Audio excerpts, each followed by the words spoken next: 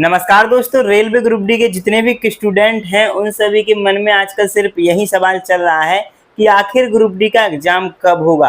अभी जो court case 10th versus ITI का चल रहा था, तो इसमें हमें पूरी उम्मीद लग रही थी कि जो सितंबर में इसका फैसला आने की उम्मीद है वो कन्फर्म फाइनल हो जाएगा, चाहे वो 10th के पक्ष में जाए या आईटीआई के पक्ष में जाए। और ज़्यादातर चांस है कि 10th वालों के पक्ष में ही ये फैसला जाना है, लेकिन ऐसा हुआ नहीं। उन्होंने फिर से डेट बढ़ा दी है और 30 अक्टूबर 2025 इस बार डेट रखी गई है। इस वजह से अभी के लिए ग्रुप डी का एग्ज़ाम फिलहाल टल चुका है, लेकिन सबसे बड़ा सवाल यह है कि क्या एग्ज़ाम डिले होने के कारण आपको तैयारी छोड़नी चाहिए या फिर नहीं। तो मेरा सीधा सीधा जवाब है कि बिल्कुल नहीं, ये और आपके पास अच्छा मौका है। अगर आप इसी मौके में अच्छे से तैयारी करेंगे तो आपको और ज़्यादा अच्छा रिजल्ट देखने को मिलेगा।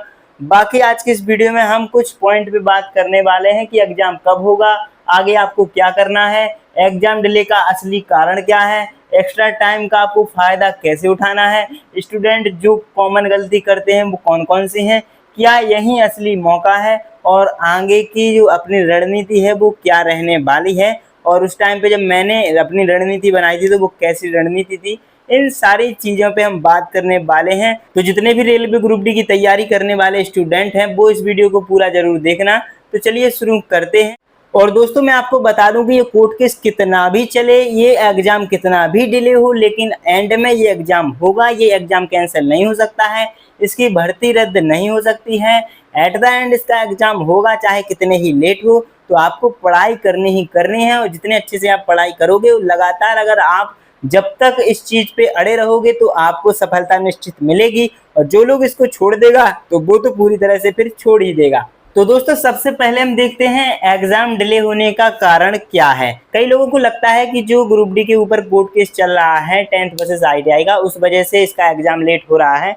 तो ऐसा नहीं है। अब तक जितने भी दिन निकल चुके हैं, जितने भी महीने निकल चुके हैं, इसमें कोर्ट केस की वजह से आपका एग्जाम लेट नहीं हुआ है।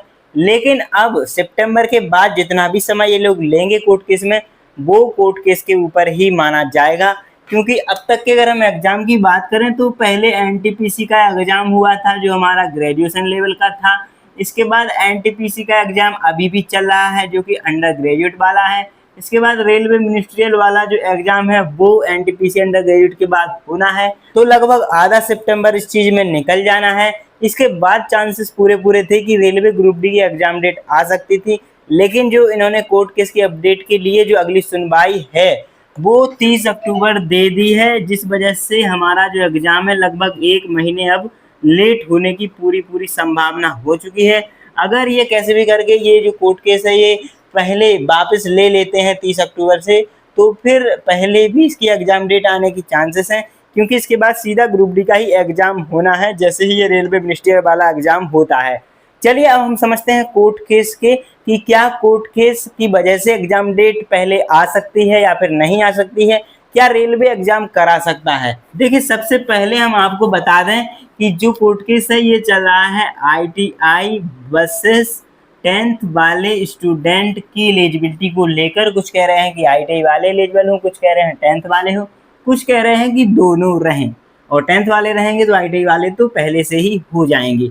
लेकिन ये जो कोर्ट केस है ये बहुत टाइम से चल रहा है, जब से इसके फॉर्म भरे गए हैं तभी से चल रहा है।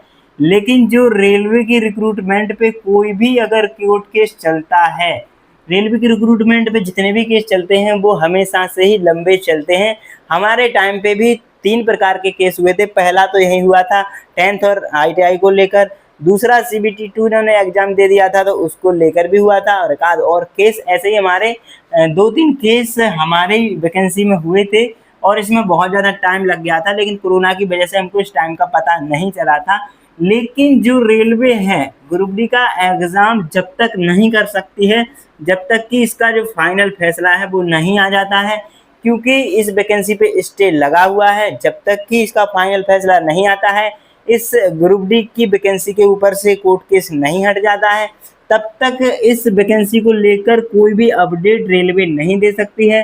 तो इसके फाइनल फैसले का इंतज़ार करना होगा। जैसे ही फाइनल फैसला आएगा तब जाके इसकी जो एग्ज़ाम डेट है वो रेलवे दे सकती है, नहीं तो एग्ज़ाम डेट भी नहीं दे सकती है। अगर एग्ज़ाम डेट दे भी दी तो स्टे के कारण एग्ज़ाम नहीं करा पाएगी, तो एग्ज़ाम डेट देने का कोई मतलब ही नहीं है। इसका मतलब ये है कि अब सितंबर के बाद से जितना भी टाइम लग रहा है, ये ग्रुप डी कोर्ट केस की वजह से टाइम लग रहा है। और ये सिर्फ एक आध लोग की ही गलती है जिसने इस पे कोर्ट केस किया है। मेरे हिसाब से इस कोर्ट केस की ज़्यादा ज़रूरत नहीं थी। जो आईटी वाले कैंडिडेट हैं वो भी एलिजिबल थे और 10th वाले भी एलिजिबल अगर रहे थे तो भी इसमें कोई दिक्कत नहीं थी। ऐसे में लेकिन यह है कि ना तो आईटी वाले एग्जाम दे पा रहे हैं, ना 10th वाले एग्जाम दे पा रहे हैं। लगे रहो तैयारी में, लगभग 8 महीने पूरे वैकेंसी को आए हुए हो चुके हैं और आगे पता नहीं अभी 2 महीने निकलेंगे या फिर इससे ज़्यादा भी निकल सकते हैं। बाकी अब की बार हम फिर से यही उम्मीद कर सकते हैं कि 30 अक्टूबर को ही फाइनल फैसला आ जाए, तब भी सिर्फ 1 महीना ही हमारा एग्ज़ाम लेट होगा, ज़्यादा टाइम इसमें फिर नहीं लगेगा। इसके बाद हम बात करते हैं कि आपका जो एग्ज़ाम है वो कब होने की संभावना है। तो मैंने इसी चीज़ में आपको क्लियर कर दिया है कि अगर आपकी जो कोर्ट की सुनवाई है फाइनल अगर 30 अक्टूबर तक आ जाती है तो आपका नवंबर में 100% एग्ज़ाम हो जाएगा। लेकिन ये इसकी फाइनल फैसले पर डिपेंड करता है कि 30 अक्टूबर को इसका फाइनल फैसला आता है या फिर नहीं। बाकी रेलवे इस बार तैयार रहेगी क्योंकि इस बार ग्रुप डी का एग्ज़ाम होने का ही नंबर लगा हुआ है और इसको आप डिले नहीं कर सकते हैं। अब हम बात करते हैं कि आपको आगे क्या करना चाहिए।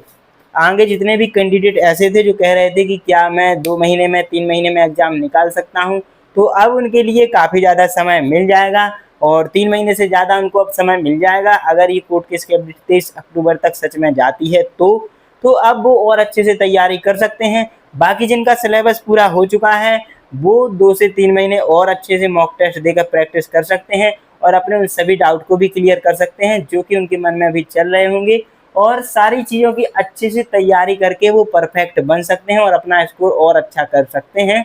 बाकी जो एकदम ही कमज़ोर हैं वो अब 3 महीने में अगर पढ़ना चाहें तो अपना सिलेबस भी पढ़ सकते हैं। बाकी सारी स्ट्रेटजी वगैरह मैंने आपको बता ही दी हैं। 90 दिन में मैथ कैसे पूरी कंप्लीट करें, साइंस कैसे 90 दिन में करें, रीजनिंग कैसे 90 दिन में करें और जीके कैसे 90 दिन में करें। तो ये सारी चीज़ें मैंने आपको बता दी हैं और अब आप पूरा का पूरा सिलेबस ही 90 दिन में कंप्लीट कर सकते हो अगर प्रॉपर 8 से 9 घंटे डेली आप पढ़ाई करोगे तो आगे आपको अब समय बर्बाद नहीं करना है। जितना भी समय बचा हुआ है आपको इसकी तैयारी में लगा देना है। अब तक जितने भी बहाने चले हैं वो चल चुके हैं। जब हमारी वैकेंसी 2019 में आई थी और फॉर्म भरे गए थे तब मैंने 2 साल तक बिल्कुल भी पढ़ाई नहीं करी थी, जब तक कि इसका इसी तरह मैं कोर्ट केस का इंतज़ार करता रहता था और एक्चुअल में मैं इसमें इंटरेस्ट नहीं ले रहा था। लेकिन जैसे ही मुझे लगा कि मुझे इसकी तैयारी करनी चाहिए तभी जाके ये सारे कोर्ट केस सुलझ चुके थे और लगभग फरवरी से मैंने पढ़ाई स्टार्ट करी थी और फरवरी में मैंने पढ़ाई स्टार्ट करने के बाद लगभग जून जुलाई के बीच में पूरा सिलेबस कंप्लीट कर लिया था और 2 महीने में डेली 2 या 3 मॉक टेस्ट देता था और मैंने 2 महीने लगातार ये मॉक टेस्ट दिए थे, पूरे जुलाई और पूरे अगस्त, और 5 सितंबर को मेरा एग्ज़ाम था और मैंने एग्ज़ाम दिया था और लास्ट में मेरा क्वालिफाई एग्ज़ाम हो गया था सिर्फ 6 से 7 महीने की पढ़ाई करने में ही। तो आपको भी यही चांस दिया गया है और आपके पास भी यही समय है। अगर आप अच्छे से लगातार पढ़ाई करोगे तो आपका भी एग्ज़ाम निकल सकता है। इस चीज़ में कई ऐसे स्टूडेंट को फ़ायदा हो जाता है जो पहले पढ़ाई नहीं करते थे, उनके बिल्कुल भी चांसेस नहीं थे कि उनका सिलेक्शन हो सकता है, लेकिन अगर अभी से वो पढ़ाई करेंगे तो अभी से बाजी मार सकते हैं। अगली चीज़, हमने एग्ज़ाम डिले होने का कारण पहले क्लियर कर दिया है। दूसरी चीज़ है कि एक्स्ट्रा टाइम का आपको फ़ायदा कैसे उठाना है।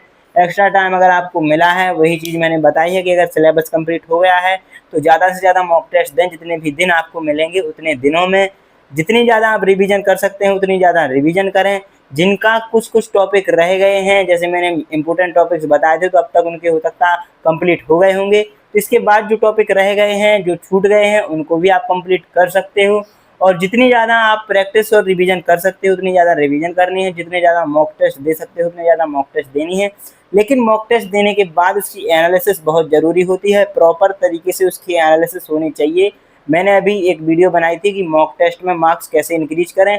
वो सारी अगर टिप्स आप फॉलो करते हो तो ऑटोमेटिक आपके मार्क्स इंक्रीज होंगे। और अगर अभी आपके 50 से 60 मार्क्स भी आ रहे हैं तो भी आप 2 से 3 महीने अगर आपको समय मिला है तो इसमें बहुत ज़्यादा आप फ़ायदा उठा सकते हो। अगर ये सारी चीज़ें आप कर लेते हो तो आप रेलवे ग्रुप डी की जो 32 या 438 पोस्टें आई हैं इसमें एक सीट अपनी पक्की कर सकते हो।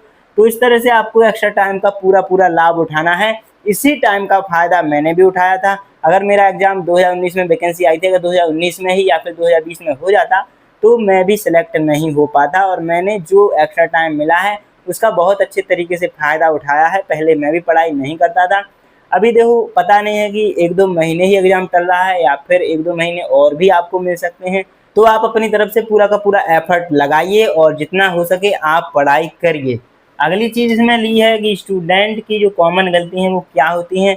तो इस वीडियो की मैं कॉमन गलती आपको ये बता देता हूँ कि कई सारे कैंडिडेट हैं जो अब तक इंतज़ार कर रहे थे कि कोर्ट केस की जैसे ही अपडेट आएगी, फाइनल सुनवाई आएगी तो हम पढ़ाई करना शुरू करेंगे।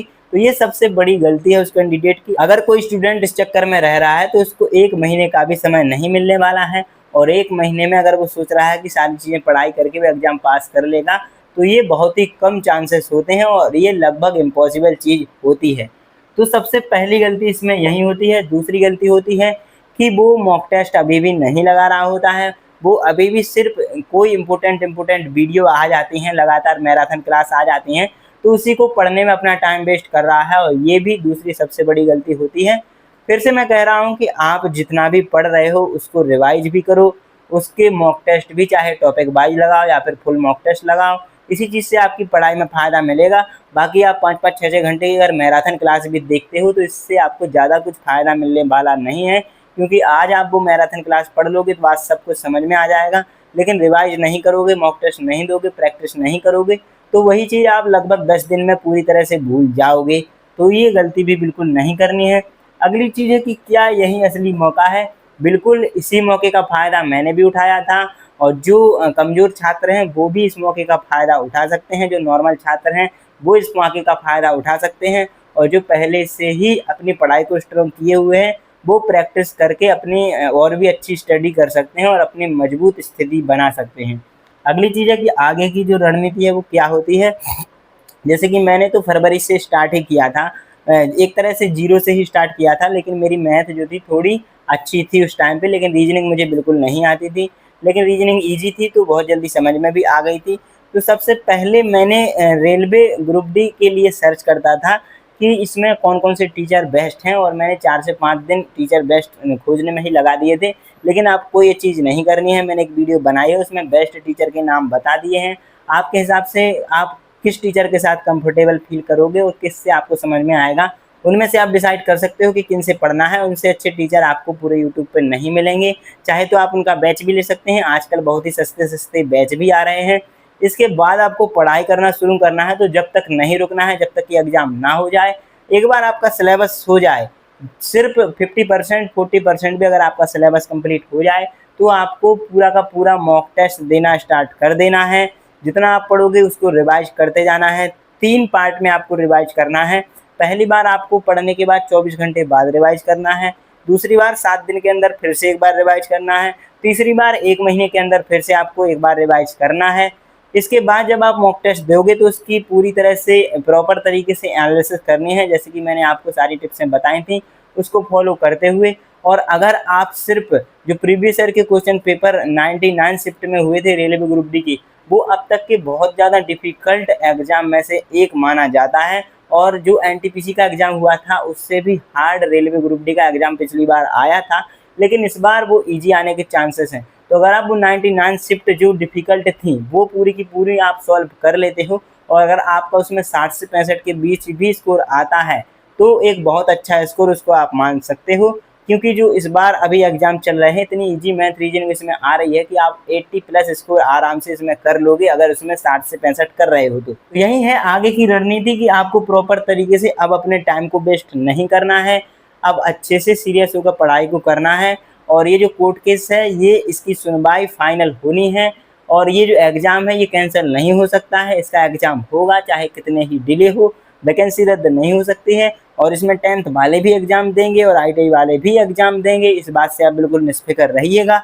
दोस्तों रेलवे का एग्ज़ाम डिले होना कोई नई बात नहीं है, इतिहास गवाह है कि रेलवे के जो एग्ज़ाम है वो जल्दी कभी नहीं होते हैं, इसका जो रिजल्ट है वो जल्दी नहीं आता है, इसमें बहुत लंबा प्रोसेस चलता है और इसमें जीत उसी की होती है जो एंड तक टिका रहता है और लगातार तैयारी करता रहता है। मान लो कि अगर आप आज तैयारी नहीं करोगे और जो लोग कंटिन्यू अभी तैयारी कर रहे हैं तो उससे तो आप पीछे ही हो जाओगे और वो जो एक सीट है वो आपकी बिल्कुल पूरी तरह से वो बंदा ले जाएगा जो लगातार पढ़ाई कर रहा है। तो अगर आप लगातार पढ़ाई करोगे तो आपका भी सिलेक्शन होगा। और मान लीजिए कि अगर आपका कल ही एग्जाम हो जाता है तो आप खुद से पूछिए कि क्या आप एग्जाम देने के लिए रेडी हैं, क्या आपकी पूरी तरीके से तैयारी हो चुकी है जितना कि एग्जाम में आपको चाहिए है। अगर नहीं तो फिर ये समय आपके लिए एक वरदान है। इस टाइम को अच्छे तरीके से इस्तेमाल करिएगा और अपनी तैयारी इतनी बेहतरीन बनाइएगा कि कल भी अगर एग्जाम हो जाए तो आप उसमें बैठने के लिए तैयार रहो। और मैं लास्ट में सिर्फ यही कहूंगा कि जो लास्ट तक तैयारी करता रहेगा सिलेक्शन सिर्फ उसी का होगा। बाकी 1 करोड़ से ज्यादा फॉर्म तो भरे ही जाते हैं तो उनमें से सबका सिलेक्शन नहीं होता है। बाकी और चीजें अगर आपके मन में कोई डाउट है तो आप कमेंट में मुझसे पूछ सकते हैं, डायरेक्ट इंस्टाग्राम पे मैसेज भी कर सकते हैं। जिनके पास पढ़ने के लिए नोट्स नहीं है, मैंने टेलीग्राम ग्रुप पे साइंस के नोट्स भी डाल दिए हैं। जितने भी एग्जाम की जो आंसर की हैं वो मैंने उसी टेलीग्राम ग्रुप में डाल दी हैं। टेलीग्राम ग्रुप की लिंक डिस्क्रिप्शन में और चैनल के बायो में भी मिल जाएगी, वहाँ से जाके आप ज्वाइन कर सकते हो। बाकी अगर कोई मन में डाउट है तो आप कमेंट में मुझसे पूछ सकते हैं। तो आज की इस वीडियो में इतना ही था। उम्मीद है कि आपको बहुत सी चीज़ें समझ में आई होंगी। अगर वीडियो अच्छी लगी है तो वीडियो को लाइक करिएगा और अगर अभी तक चैनल को सब्सक्राइब नहीं किया है तो सब्सक्राइब जरूर करिएगा। चलिए मिलते हैं अगली वीडियो में, तब तक के लिए नमस्कार, धन्यवाद।